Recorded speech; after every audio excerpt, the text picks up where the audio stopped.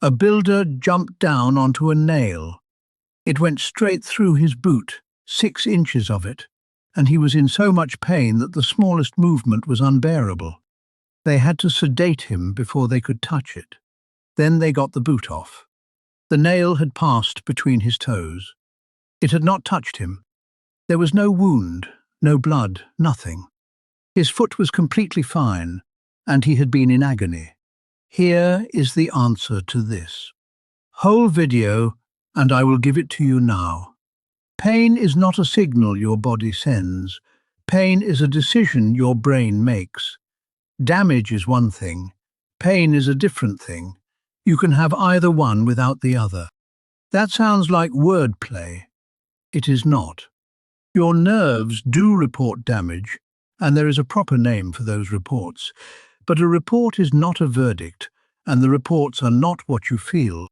You have had this both ways already, without noticing. A bruise turns up on your leg, and you have no idea when it happened. Real damage, no pain. That is one direction. And a paper cut. Almost nothing has happened to you.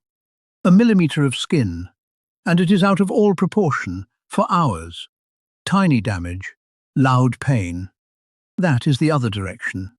What you feel comes later, and it comes from the brain, after it has weighed that report against everything else it knows.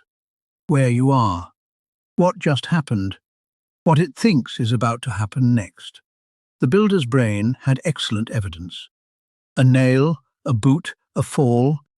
It reached the obvious conclusion, and it produced the pain that conclusion deserved. The conclusion was wrong. The pain was completely real. Now turn it around.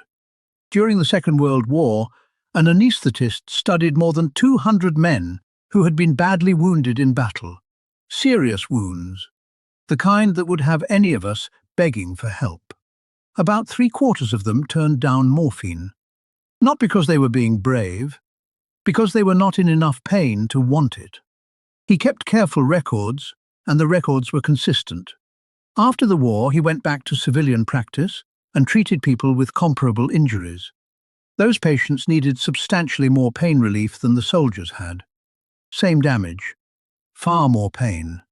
So here is that idea again, from the other side. The brain is not measuring how much damage there is. It is answering a question. How much danger am I in?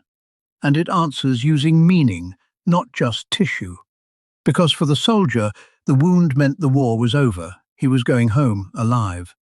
For the civilian, the same wound meant lost work, lost income, a life interrupted. Different answer, different pain. And if pain really were just damage reporting in, then a body part that no longer exists could not possibly hurt. It hurts. People who have lost a limb often feel pain located in the limb that is gone, which tells you something worth sitting with. The pain was never in the limb. It never is. It has always been made somewhere else and simply labelled with a place on your body. There is nothing there to damage. No tissue, no nerve endings at the site, nothing to report anything. And the pain can be severe, and it can last for years. Exactly how it happens is still argued about. It goes further than that. In people with long-term pain in a limb, simply watching that limb being touched can bring on pain and swelling when nothing is touching it at all. Imagining moving, it can do the same. Pain and swelling from an imagined movement, with no movement and no muscle activity that anyone can detect. Expectation alone is enough to produce the output. Now, I want to be very clear about something here, because this is exactly where people go wrong, and it matters. None of this means that the pain is imaginary. It means the opposite of that. It means the opposite of the point. Produced is not the same as invented. Pain made by your brain hurts exactly as much as any other pain, because brain-made is what all pain is. There is no other kind. Everyone's pain is real, including yours.